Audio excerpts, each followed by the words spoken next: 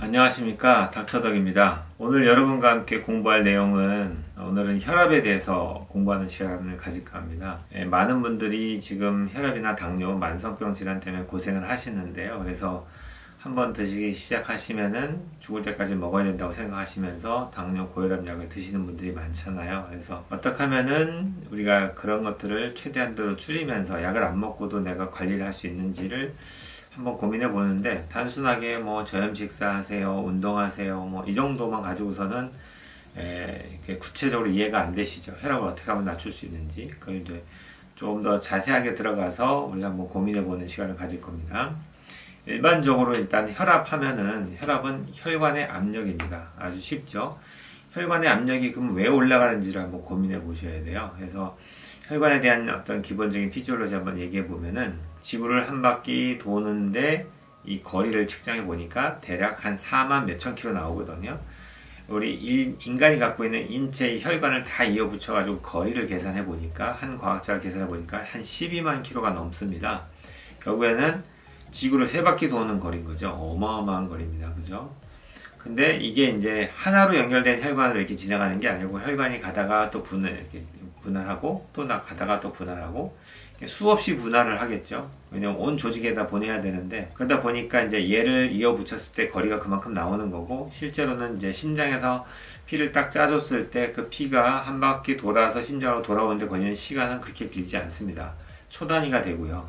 분 단위로 넘어가지 않습니다. 그러니까 그 짧은 시간 동안에 피가 돌아서 돌아오게 되는데, 결국에는 우리가 몸에서 생각할 때는, 심장에서 생각할 때는 내가 일반적인 압력으로 짜줬을 때 그 압력으로 피를 한 바퀴 돌고 돌아오는데 걸리는 시간을 측정할 거 아니에요. 근데 그게 예를 들어서 남들은 정해진 정확한 시간에 잘 맞춰서 돈다고 할 때, 나 같은 경우는 120에 80으로 꽝 짜줬더니 그로 인해서 피가 돌아서는 도저히 내가 원하는 시간대에 피가 안 도는 겁니다. 그러다 보니까 얘가 어딘가에 저항이 있구나 이렇게 생각하고서 당연히 심장에서 압력을 더 많이 줘야 되겠죠. 그래서 압을 올리지 않고서는 피가 안 돌게 되는 현상이 벌어지게 되는 게 고혈압 환자입니다. 좀 더 이해되기 쉽게 설명을 드리면은, 어렸을 때 우리 물을 틀어서 물장난을 하잖아요. 그래서 이제 호수에다가 꼭 연결해가지고 물을 틀었는데, 호수에서 물이 이렇게 나오는 거예요. 근데 너무 이게 적게 나오니까 멀리 보내고 싶을 때 어떻게 하죠? 그 호수 끝을 꽉 누르죠. 그러면 이제 좁아지니까 물이 쫙 나가죠.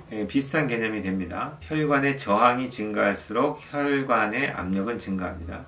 그렇기 때문에 심장에서 똑같은 압력으로 짜줬을 때, 혈관이 만약에 좁은 사람과 혈관의 저항이 심한 사람들 같은 경우에는 압이 증가하게 나오겠죠. 측정을 할 때. 그렇지 않고 혈관이 부드럽거나 쿠션 작용을 해주거나 이런 분들은 순간에 압력이 늘어날 때 확 늘어났다가 얘가 다시 쪼그라들면서 그 압력으로 계속 말초까지 밀어내기 때문에 적은 압력으로도 피가 순환이 잘 되게 되는 거죠. 일단은 혈관이 딱딱해진 분들이 혈압이 올라갑니다. 당연하겠죠. 그리고 혈관의 내경이 좁아진 분들이 당연히 혈압이 올라갑니다. 동맥경화증이 진행될수록 혈압이 올라가는 거죠. 그 다음에 문제는 혈액 자체의 문제도 있습니다. 혈액이 되게 맑고 깨끗하면은 그나마 피가 좀 잘 소통이 될 건데, 피가 걸쭉하거나 그러면은 좀 덜 돌겠죠. 그래서 대부분의 병원에서는 단순하게 생각해서 고혈압 환자한테 짜게 드시지 마세요, 저염 식사하세요 이렇게 얘기하는 게, 염분을 많이 먹으면 우리 입이 막 마르니까 막 땡기죠, 물이. 그러니까 물을 많이 먹게 되니까 혈액에 녹아져 있는 물의 양이 많아지는 것만큼 볼륨이 많아지니까 압력이 증가된다고 보는 거예요, 단순하게. 근데 그게 과연 옳은지를 잘 생각해 보셔야 돼요. 물론 당연히 단기간 내에는 물의 양이 많아지면 압력이 증가되는 것처럼 보이는데, 실제로 우리가 염분을 먹는다고 하더라도 그 염분이 우리 몸에서 충분한 양의 어떤 필요한 만큼만 들어온다면은 그게 일정량의 물을 이제 머금게 되고요. 나머지는 이제 소변으로 빠져나가겠죠. 그래서 너무 많이 드시는 것만 아니라면은 너무 저염 식사하는 것보다는 적당히 드셔주는 게 더 오히려 낫거든요. 특히 오히려 이제 이런 여름, 더운 여름이 됐을 때 땀을 많이 배출하게 되고 땀이나 다른 것으로 이제 염분 소실이 많게 되죠. 전해질의 소실이 많게 되는데 우리가 자꾸 저염 식사만 하다 보면 전해질 균형이 무너지게 되기 때문에 어떤 분들은 되게 기운 없어요. 혈압 환자들 보면은. 그러니까 그거는 잘 조심하셔서 어느 정도는 염분 섭취가 돼 주셔야 됩니다. 그리고 개인에 따라 다르겠죠. 예를 들어서 운동을 열심히 하는 운동선수나 아니면은 뭐 공단에서 땀을 뻘뻘 흘리면서 일하는 사람이나 이런 분들은 훨씬 더 많이 드셔야 되고요.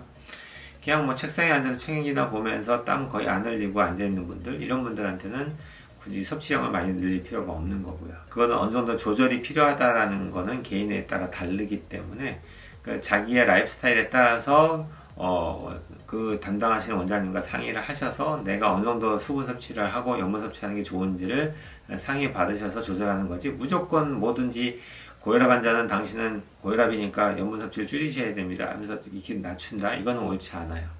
그거는 반드시 생각해 보셔야 됩니다. 그러면은 우리가 먹는 혈압약들도 대부분 보시면은 증상 완화제일 수밖에 없는 거죠. 그걸 먹었을 때 수치적인 혈압만 낮춰주니까. 그러면 어떤 현상이 벌어지냐면은 피가 안 돌아서 지금 힘들어서 압력을 일부러 높여서 피를 돌게 만들고 있는데 내 몸은, 근데 그거 갖다가 인위적으로 혈압을 낮춘다?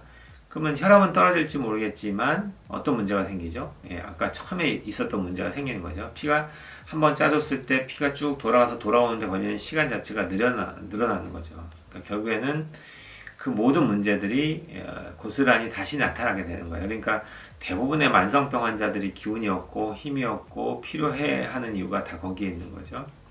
그래서 뭐 압력이 증가되면 혈관 손상이 커지고, 혈관 손상이 커지니까 나중에는 뇌졸중이라든지 심장질환의 위험 요인이 증가되니까 혈압을 무조건 낮추려고 한다?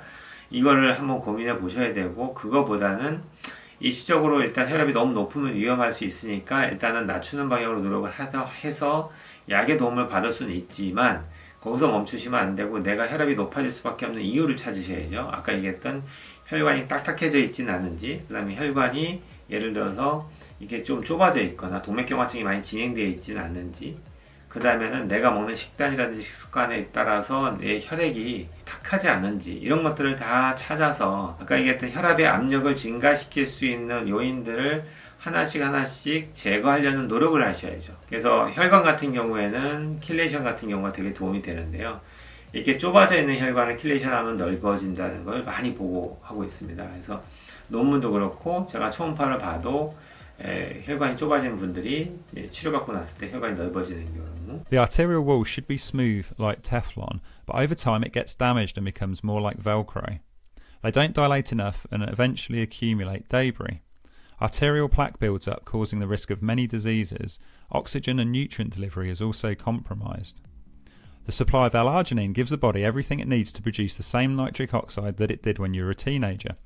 The Nobel Prize was won because the correct combination of L-citrulline makes the effect last up to 36 hours rather than a few seconds. 이런 경우도 흔하게 봅니다. 조영수를 해서 봐도 그렇고요. 그렇기 때문에 단순히 약으로만 조절하려고 하지 마시고 혈관을 건강하게 만들려는 노력을 같이 하시면 좋겠죠. 킬레이션이 다른 것도 좋지만 이제 혈관이 딱딱해진 부분들도 호전이 됩니다. 그리고 그런 경우는 비타민 K2도 도움이 되겠죠. 혈관이 딱딱해진 것들을 좀 부드럽게 만드는데 칼슘을 빼내주는 역할을 하거든요. K2가. 그러니까 이런 것들을 영양소의 보충을 통해서 여러분들이 충분히 조절할 수가 있습니다. 그래서 이런 조절을 열심히 하시면서 운동도 하시면서 그러면서 이제 약의 도움을 어느 정도 받으면서 같이 가신다면은 언젠가는 제 경험상 혈압약을 끊어도 될 정도로 좋아지는 환자분도 있고요. 어떤 분들은 다른 데서 혈압약이 조절이 안 돼가지고 2개, 3개씩 먹던 분들이 나중에는 하나만 먹어도 조절이 잘 되는 사람으로 바뀌는 경우도 많이 봅니다. 근본적으로 내가 왜 혈압이 높아지고 있는지를 잘 찾아서 그거를 해결하려고 하는 노력이 필요할 것 같습니다. 그런 고민을 한번 해보시는 게 좋을 것 같고요. 오늘 여기까지 공부하겠습니다. 온 국민이 건강해지는 그날까지 닥터덕은 여러분과 함께합니다.